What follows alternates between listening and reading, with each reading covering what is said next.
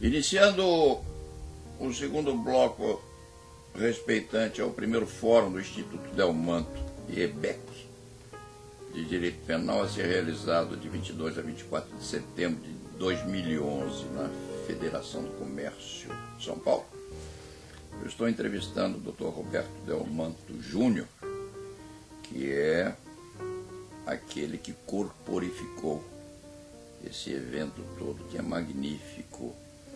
E no meio desses convidados vejo dois juízes que me parecem ser diferentes entre os diferentes.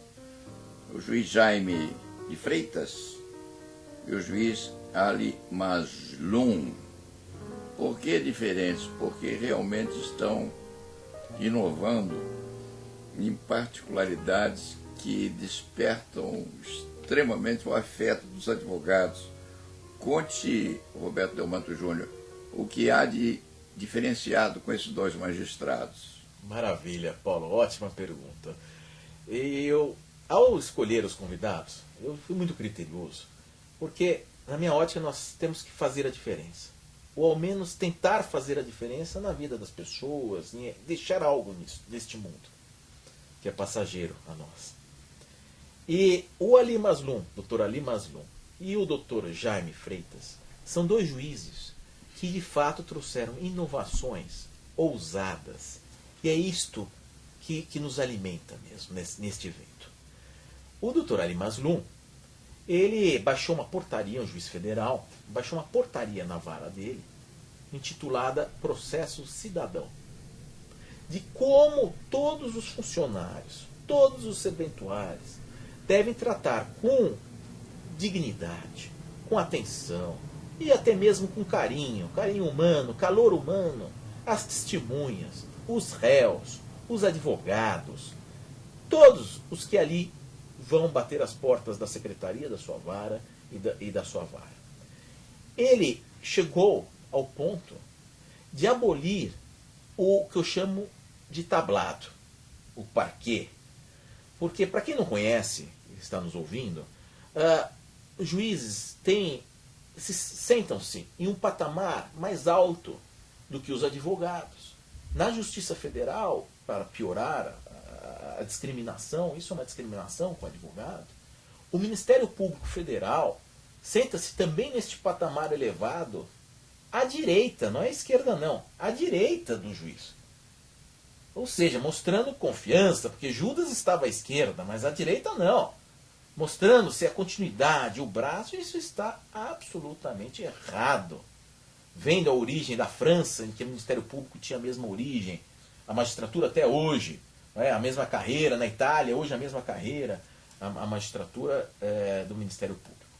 E esse grande juiz fez o seguinte, falou, não vou sentar, não vou estar aqui no tablado não. Eu sou igual ao advogado, igual ao promotor, nós somos todos iguais. Eu vou sentar sem tablado. E deslocou-se.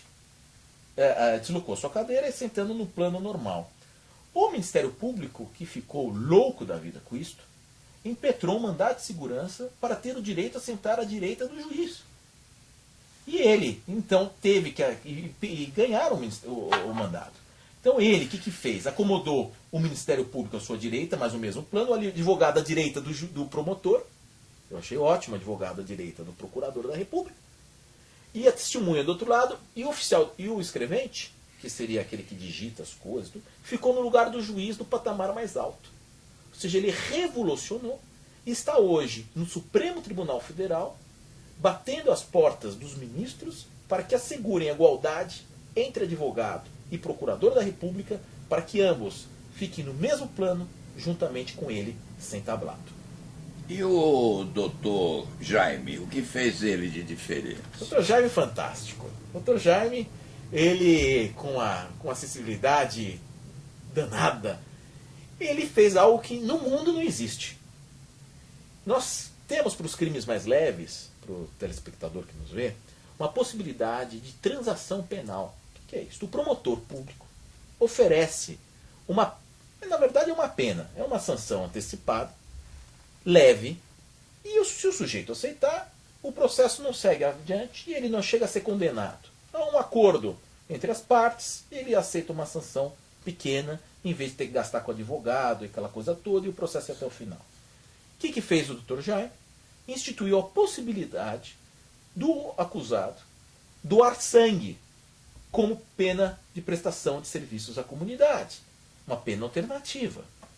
E ele garante a liberdade do acusado. Ele pode ou pagar 2 cestas básicas, ou prestar um serviço numa creche, ou, se quiser, doar sangue, desde que ele não tenha, ele preenche uma ficha e que ele não tenha tido problemas de saúde que impossibilitem a doação de sangue. Não teve hepatite, não tem AIDS, e estando tudo ok, ele doa sangue. E um jovem acusado de furto, no meio dessa audiência, perguntou para ele: mas doutor Jaime, se eu doar sangue, eu vou estar salvando vidas? Aí ele falou: sim, você vai estar salvando vidas. E o moço começou a chorar, os parentes que estavam ao lado dele começaram a chorar e todos se comoveram na sala de audiências. Então o Dr. Jaime, primeiro no mundo, instituiu a pena alternativa de doação de sangue como uma das opções para os acusados. Pois é, porque o Ministério Público Federal costuma afirmar que representa a chamada magistratura armada. Então quer ter realmente uma posição superior. O Ali Mazloum fez aquilo que é óbvio, mas em que ninguém havia pensado. Como não me deixam igualar o advogado ao promotor, eu vou descer. E todos nós temos que ficar em situação igual. E a justiça itinerante? Alguém está a defender ou a promover alguma atividade nova nesse particular? Isso. Ela já é uma realidade no Brasil, mas a iniciativa, como eu disse no bloco anterior, foi desta juíza Luizlinda Valois. Ela que começou isto, que semeou isto logo de início na Bahia. E hoje ela está espalhada por todo o Brasil, né? Sobretudo na Amazônia, inclusive, não? Pois então, é uma coisa extremamente curiosa, não é? E satisfativa. Eu pude viajar num navio Gaiola, lá pelos lados de Roraima, até Manaus, de Rondônia, e deve ser alguma coisa excepcional o juiz a comungar com aquelas populações ribeirinhas e a distribuir uma justiça que é uma justiça imediata, não é, Roberto? É o que nós verdadeiramente precisamos no país. O juiz não precisa ser extremamente severo, precisa ser justo e precisa ser rápido também. Há habeas corpus nossos que demoram às vezes 2 anos e meio a 3 anos para serem julgados. Isso desespera aqueles que esperam ser beneficiados com uma sorte qualquer de justiça, não é? Qual é o outro doutrinador, entre tantos diferenciados, que você gostaria de trazer a lume agora? Evidentemente, o clã Delmanto tinha que estar presente, porque não se sabe qual de vocês 3 é o mais competente dentro dessa competência extraordinária que vocês têm.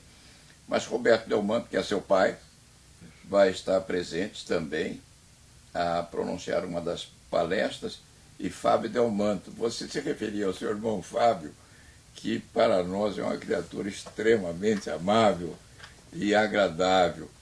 E o Fábio tem algumas capacidades que são muito gostosas da gente ver, não é?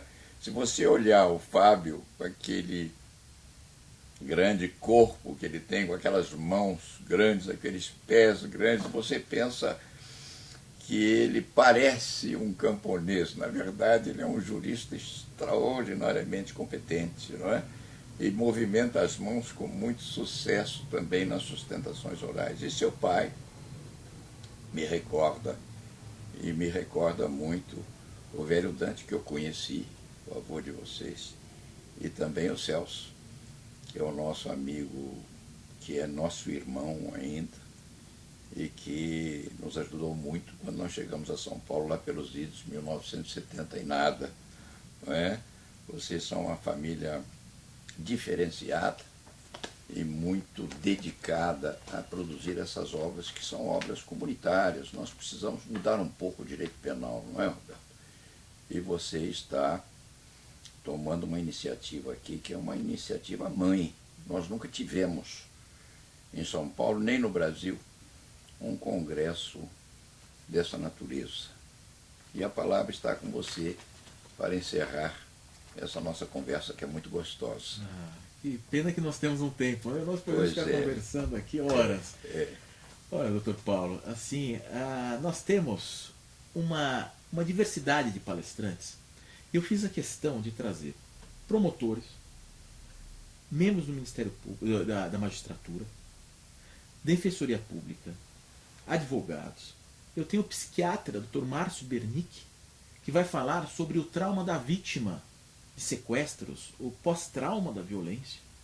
Nós temos o grande Paulo Sérgio Leite Fernandes, que vai falar sobre o ser humano, como a evolução, o crime, a arte, esses grandes dilemas que nós enfrentamos, as paixões e tudo o que desemboca nessa grande, por vezes, explosão de egoísmo que é o crime, como dizia Francesco Carnelucci, o grande Carnelucci, o crime como uma explosão de egoísmo. E então nós vamos analisar o lado do acusado, o lado da vítima, nesse grande teatro, nesse grande palco que é levado aos tribunais. E dentro destes, eu destaco aqui o ministro Gilmar Mendes. Eu tive a honra de ter a confirmação da presença do ministro Gilmar Mendes, e assim espero tê-lo lá, justamente em questão do ativismo do Supremo Tribunal Federal. Hoje, nós temos com a verdadeira inércia do nosso poder legislativo, que muitas vezes legisla em causa própria, sobretudo em causa própria, há uma inércia do legislativo, e o Supremo hoje assumiu uma posição de um ativismo judicial, questão de amianto, aborto de anencéfalo, a questão da Serra Raposa do Sol, questão da cotas em universidades, o tema envolvendo agora todas as questões, são tantas as questões envolvendo decisões políticas que estão, a ficha limpa, são questões políticas, de políticas públicas que estão na realidade sendo decididas pelo Supremo Tribunal Federal, substituindo os mais de 500 parlamentares por 11 ministros. A legitimidade, o ministro Gilmar Mendes é um grande defensor do ativismo judicial.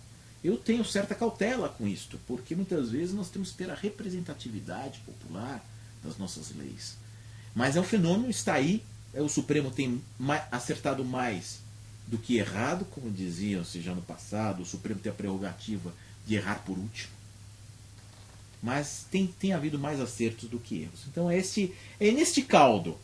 Eu trouxe, inclusive, um concorrente meu nos livros, o Guilherme Nucci. Discordo de muitas e muitas coisas que ele escreve.